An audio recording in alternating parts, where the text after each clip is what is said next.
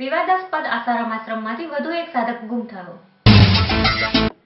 દીપેશ અભિષેક નામના 2 માસૂમ બાળકોના વિવાદ બાદ સતત વિવાદમાં રહેતા આસારામ આશ્રમમાંથી વધુ એક સાધક ગાયબ થતા આસારામ આશ્રમ વધુ વિવાદમાં સપડાયો છે.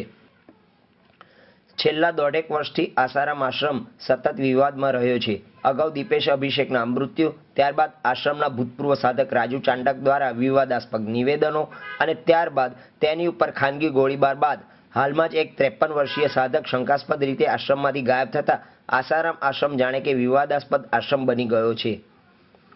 પશ્ચિમ બંગાળના હાવડા ખાતેના કૃષ્ણપ્રસાદ હીરાલાલ જયસ્વાલ નામના 53 વર્ષીય આધેડ ગત તારીખ 23 નવેમ્બરના સવારના 3 વાગ્યાના અરસામાં આસારામ આશ્રમમાંથી ગુમ થયા છે, જેની જાણવાજોગ ફરિયાદ ચાંદખેડા પોલીસ સ્ટેશનમાં ગુમ થનારના પત્ની છાયાબેને નોંધાવી છે.